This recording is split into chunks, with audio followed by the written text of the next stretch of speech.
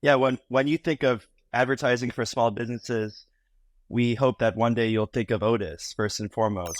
We allow them to deploy campaigns across Facebook, Instagram, Google, TikTok in minutes. Then we use their data to accurately target and measure their ROI. One of the philosophies that we share is delivering solutions, right? We're not going to give you another job. We're going to take some jobs away for you. This podcast episode is brought to you by UAI.AI's Mind Studio. Mind Studio is a no-code AI app builder. With Mind Studio, you can use templates to get started quickly, embed anywhere a link can go, websites, mobile apps, and more, upload your own data sources, easily add automations, and you can even turn on monthly subscriptions to monetize instantly. Sign up today to start building AI apps, again, with no code, today at uai.ai/mindstudio. Thank you. Hello, everyone. Welcome to the next episode of Unlocking the AI Advantage podcast. And this is your host, Ramesh Dalta. Now, I'm a layman. I have no idea, right? I only know of Otis, the elevator company. Right now, you guys are coming and saying, so we are Meet Otis. We are Otis AI company, right? So tell me, what do you guys do, Miguel? Yeah, when you think of advertising for small businesses, we hope that one day you'll think of Otis first and foremost. So what Clarence said was really important because he saw at first data that, all of these enterprise and mid-market companies were using the payments and customer data in this way to help them grow their marketing. So targeting, attribution. So we decided, why can't we take those powerful enterprise level strategies and make them simple and accessible for advertisers that are smaller? So small businesses, because we know that they have a lot of pain points when they look to grow their business. Not only is there an influx of new businesses that are coming to market just because of SMB enablement and how easy it is with AI and automation to start and scale your business, and Otis is a big part of that. But right now, when businesses come to when they think about running campaigns, they go to performance marketing agencies. And what we found as a pain point for these businesses is that many of these agencies, they need help. So they struggle to service a lot of these businesses at scale. And as a result, for these long tail businesses, they have to pay very high minimums and fees and commissions to the agency. And oftentimes they struggle to measure the results and attribute their marketing investment back into revenue, which in this current economic climate is super important for small businesses to be able to do.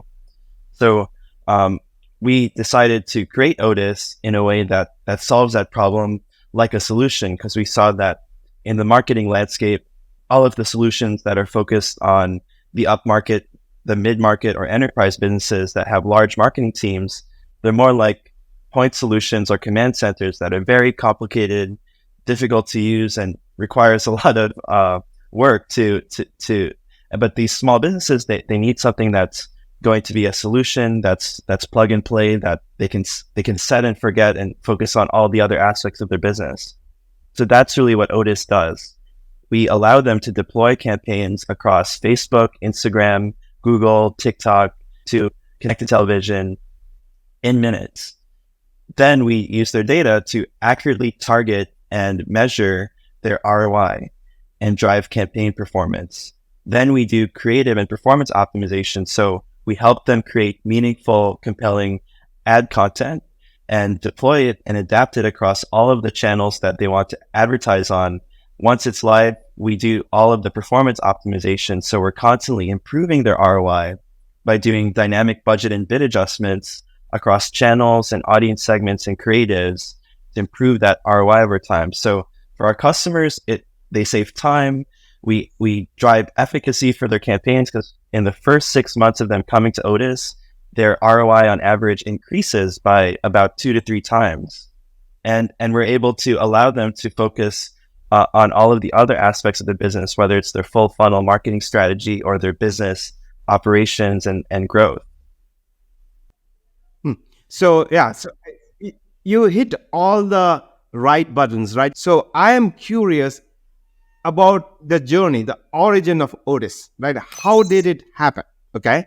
Yeah, sure. So first of all, it's definitely super important to have the right co-founder, the right management team, and the right team and culture as a whole, right? That's the DNA of your business. Miguel and I met while he was working on that mobile payment solution, and I was doing my stint post-exit as VP of product at First Data. We actually had a mutual friend. His name is Jonathan, and he was an executive at another startup, New York startup that went public called Yext, that was also in the SMB space. So I commercialized several products during my time at First Data. Yext was a product that I had always been a fan of, and I was actually their first partner when I was running EasyWay.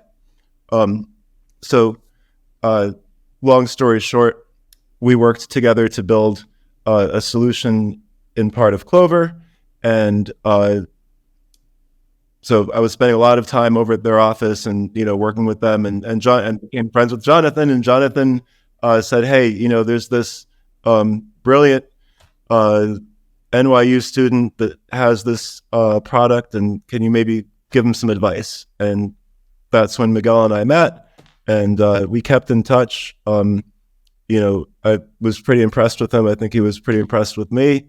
And we started talking about, we were both very passionate about ways to enable small business growth through solutions, right? And one of the philosophies that we share is that since a small business owner has so many hats to wear, giving them tools, which so many products aim to do, right? This is a tool for this is a tool for that.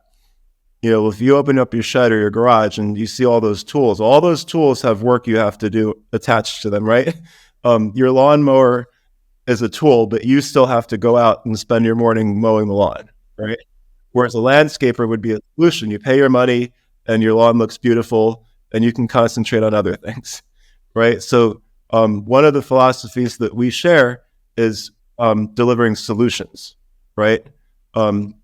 We're not going to give you another job. We're going to take some jobs away for you so that you can focus on, what you're really in business for, right? Like if you're a dentist, you didn't become a dentist to spend your evening going through Google ads trying to figure that out, right?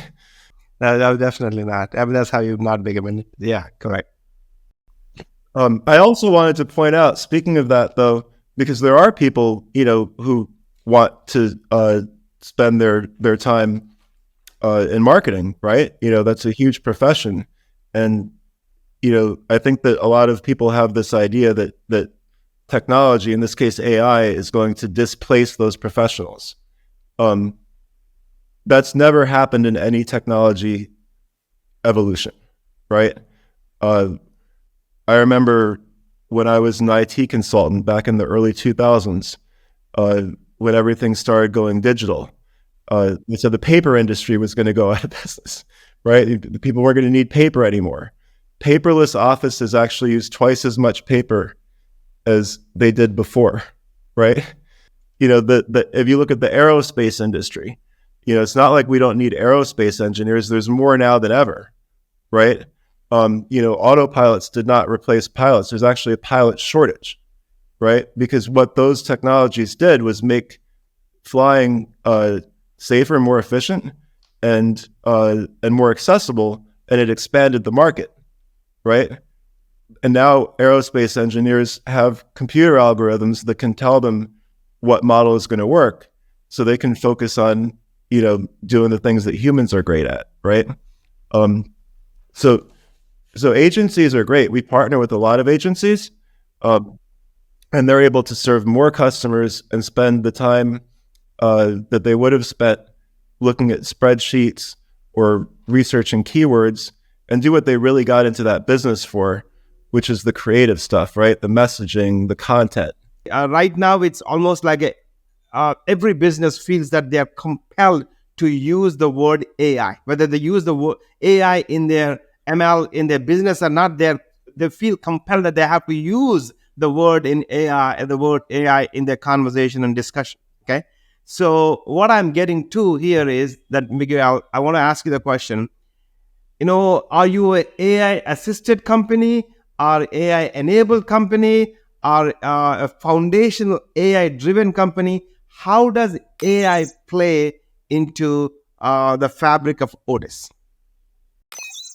That's a great question. And I think, ultimately every company is going to be, eventually become an AI company and have applications of AI. We think of Otis as a company that's data first, because we collect so much data that can be used to uplift the results of all of our customers. And we leverage AI models to drive that performance.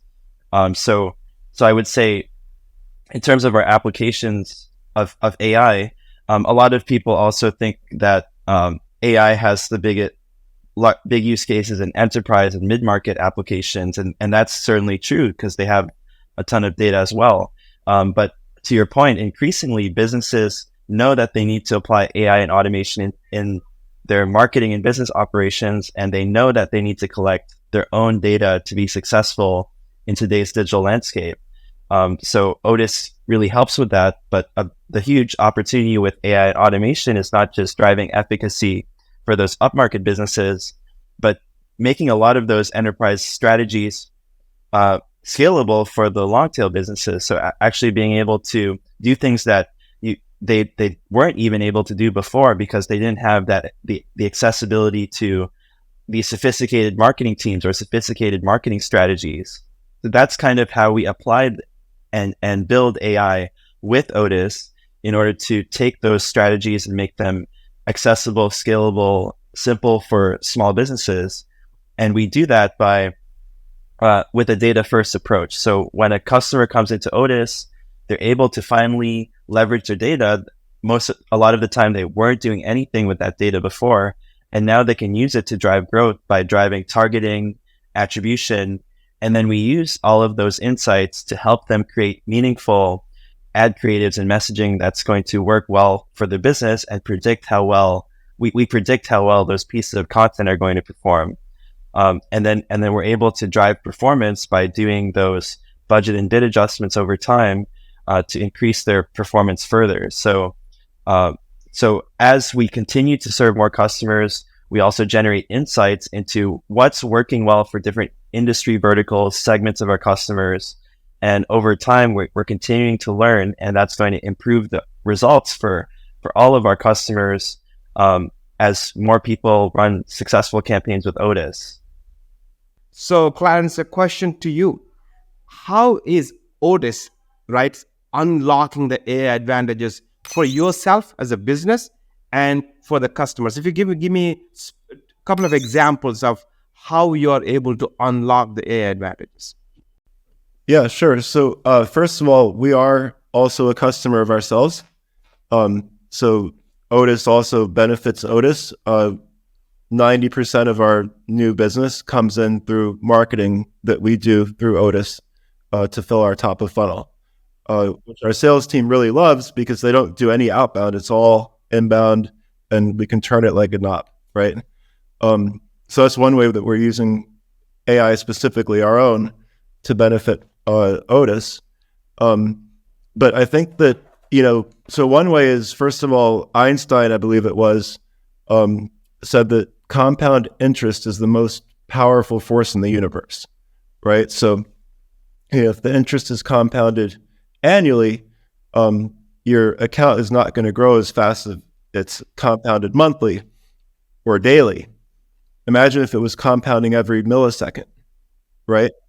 Your $100 would turn into $100 million pretty quickly. And the same applies to optimization, right? So if you could be the best performance marketer in the world, right? But the process is test something, analyze the results, adjust accordingly, and then repeat, right? That's compounding. So if if you work 8 hours a day, and then you sleep or do whatever else for the other 16, no compounding is happening during that 16, and you're not doing it every millisecond during those 8 either, by the way, right? Whereas the AI advantage is that those measurements and optimizations are happening in real time all the time, right? No human can possibly keep up with that, right? And that's why our customers see over time incremental increases in their results. We see about 15% increases every month, right? Here at Otis, we haven't changed much in terms of our actual advertising budget in a little while, but every week we get more and better quality deals coming into our pipeline. That's great. Actually, I really like the way you explain the optimization, and then so the compounding of the milliseconds kind of thing that drives the point home. And I'm sure you guys had a lot of fights. So all the stuff, and you had different opinions and all the stuff, but I don't want all the guts here. But Miguel, just talk to us about some of the trials and tribulations that Otis had to go through. Yeah, and I think, there's obviously a lot of trials and tribulations in any business. So that this is a very broad topic, but one of the things that I think is a great segue from what Clarence was talking about in terms of the building, iterating, and testing that's inherent to marketing. That's kind of similar to like the lean startup methodology, right? And I think one of our biggest challenges, especially when we were starting the company, is how can we get to that strong product market fit and identify the right customers that were our ideal customer profiles to start onboarding and generate results, and how can we iterate our product to really meet their needs and their acute pain points in a way that's novel and effective. And so that process, and I think many entrepreneurs underestimate how long that process will take. But it took us a while really to get to even accelerate our progress there with our product and with our product market fit, and also our product channel fit, because that's something that we really look at in our advertisers too. The channel and the funnel of acquiring customers is also inherent to the product.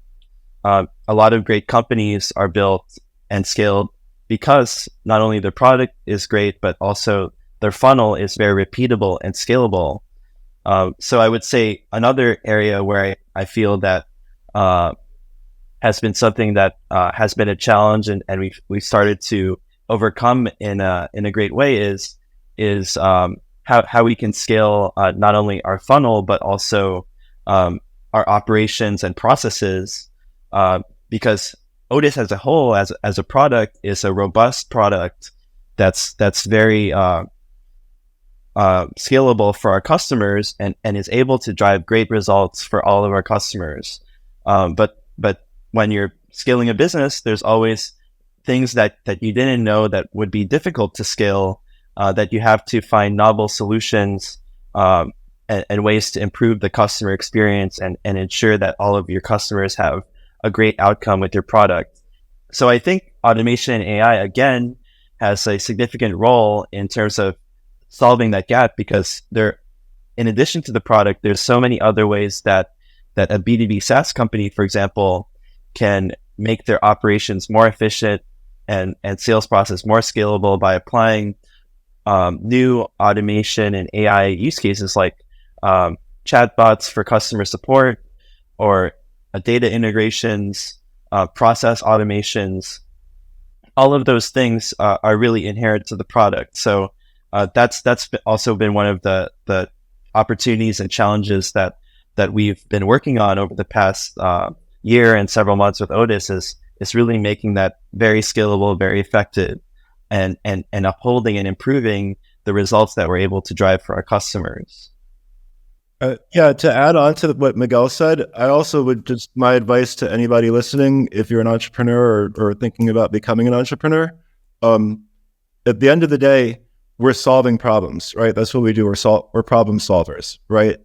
There would be no Otis if there wasn't the problem that ads are difficult, right?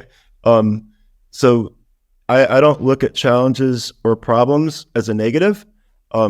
Like, please find a problem, because if we can fix that problem, if we can solve that problem, and maybe even solve it in a better way than our competitors, we now have another advantage, right? We had some things that we never could have expected come up. We started the company right before COVID, like maybe a month or two before COVID hit. Yeah. So we Was now it a had good no. thing or a bad thing, Clarence? What's that? Was it a good thing or a bad thing?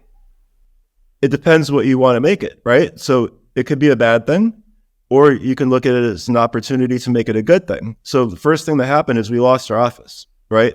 So we had to build a new company and company culture and team fully remotely, right?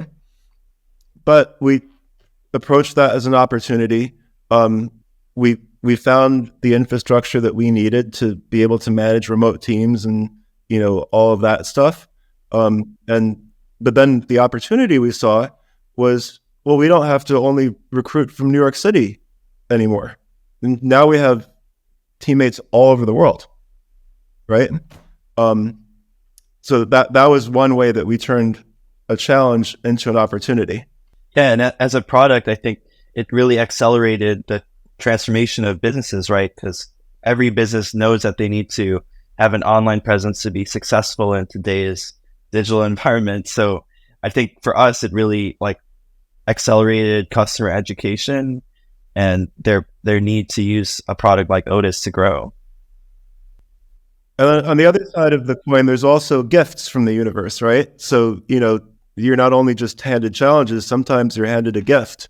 The emergence of ChatGPT wildly popularized interest in AI, right? Whereas prior to that, this time last year, we were still having to educate and explain to our clients why they should trust AI or what does AI do and why do you need it, to where this year it's been more like customers are reaching out to us, hey, I know I am missing out if I'm not using AI, right? And I found you guys. Because you mentioned ChatGPT, I have to ask, right? So generative AI as a broader topic. That is actually disrupting many industries, businesses, companies, actually startups. They've started with some intent. Now suddenly ChatGPT comes and rips that startup's assumptions, right? So kind of thing.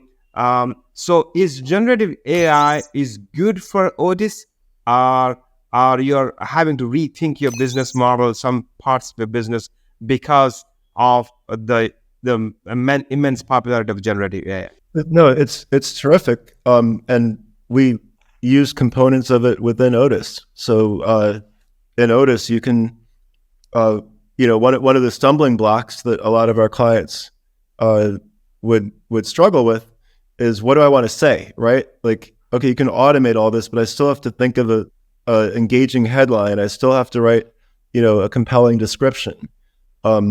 So with a mix of what is available out there and, what we have that's proprietary, we're able to read your website and also based on all the data we have from historical campaigns and audiences and things like that, then write different variations of headlines and descriptions that you can choose from, or even if you want to write your own freehand, it can rephrase that and also give you a predictive, what we call a predictive engagement score. So before you even spend your money running that campaign and starting your test, you can start out with an idea of how well this content's going to perform. Yeah, and I think some of the recent updates with OpenAI have really democratized the ability for people to create agents and all these things. And so I think we're only basically touch the surface of what the capabilities are in terms of how we can reduce friction for customers by helping them create campaigns, but also, all of the other things that come with that. So there's so much more that is going to come to fruition, and with Otis, we're part of that, and I think a lot of the advances that have occurred have been really helpful for not only educating our customers about the potential of those technologies, but also allowing us to enable our customers with improvements to our product. Hey, excellent. Actually, it's the last question, guys. So, what's the current state of Otis? From two angles. One angle from a funding perspective. So, what are you guys doing? Right. So, we have not delved too much into funding. But if there's anything that are you guys raising funds, or are you at certain stage of funding? That's one aspect of it. And then the second aspect of it, the stage of what do you guys believe where you are at from a product, the scaling, and then customer acquisition side of the things. So I don't know who is going to answer the question, but I'm going to leave it up to you, and both of you might chime in. Yeah, I can start with that first part and then pass it to Clarence. It's been really an inflection point for Otis because, we were recently endorsed by the Small Business Administration as a recommended solution for businesses, and we were also funded by Google. Congratulations! Thank you. Yeah, so we've been growing rapidly, huge win, and we're using that endorsement to partner and continue nurturing our relationship with other key organizations that we work with, whether it's in the social impact space or strategic channel partnerships that are really going to help us accelerate our business. And since it's an inflection point, we've been growing the business rapidly, increasing our customer base, our revenue, and we've been fortunate to partner with a number of amazing investors across VCs, angels. We've raised about $4.8 million to date. And right now we're also bringing in an additional round of funding that's really going to allow us to accelerate further. And our ambition for the future is really to continue to develop our product, make it more robust. And as we said, we're only scratching the surface as to what are the capabilities of AI and automation use cases, and how we can uniquely use our data to provide even more value for customers, and also scaling our go-to-market strategy, because we've had a lot of success, and Clarence can speak more to that about how our go-to-market strategy is very repeatable, very scalable. We have also traction with the partnerships as well. So we're really excited about how we can continue scaling that, because right now it's such an important time. Businesses really need a solution like Otis. They know that they need to collect and use their data to grow their business. So it's just that critical moment in time that we really want to capitalize on. And our goal is, as I mentioned earlier, is when you think about paid advertising for your business, we hope that you'll think about Otis. So that's really where we're headed in terms of our growth. Yeah, exactly. And in terms of where the business is, as Miguel alluded to earlier, it did take us some time to get the right mix of product, messaging, identifying that ideal customer, and figuring out what channels, what mediums, and what language was going to best convey our value and attract them in, right? So once we got that right, then it became, okay, now how do we scale this, right? So, we also spent time and worked on, our internal processes, our sales motions, right? Our training materials, onboarding, leadership, everything that, all the components you need to scale that sales team, right? And then, on the marketing and acquisition side, getting that to where we have extremely healthy cost of acquisition right now, where we operate on a 4-month payback period, which in our space, that's about like a third of what you would normally expect, right? In terms of, if you, I say purchased a customer, right? Because it's what you're kind of doing. If you purchased a customer today, in 4 months you have your money back, and then the rest is profit, right? So we got to the point where we're very comfortable with that, and the whole picture is scalable. That's really important before you go out to the market and raise another several $1 million and scale something. You want to look at the fault lines, right? Like, where can it break? Can I scale every single component together, or is there going to be a weak link? So in terms of the business, we've got that repeatable go-to-market motion. We've got a robust product that can handle much more workload than what we do now. And we have that team foundation where we know that we can scale this model, right? And that's when we said, okay, now we're ready. Excellent, guys. So that is fantastic. So I'm glad I became familiar with Otis. And I think this is a space that seems ideal for disruption, because number one is that the people's understanding about the ad spend and how to do itself, there's a barrier, but the agencies are fulfilling it through custom solutions. But now you guys said, hey, I will use a technology like AI to democratize and to make it easy. And then actually prove the ROI for your ad spend in a much quicker, as you said, in 4 months kind of thing, which is reducing by 1/3. I mean, that's phenomenal kind of thing. So I would like to come back at a later point of time, and then 3 months, and see the assumptions that you guys have laid out, how you guys are going to grow. Are they still valid? Are you having to adjust your assumptions as the market changed enough for you to adjust, the assumptions? So I would like to do that. So I want to document your journey. So Miguel and Clarence, I thank you very much for your time. Thank you very much for having us. Thank you. This was a great conversation.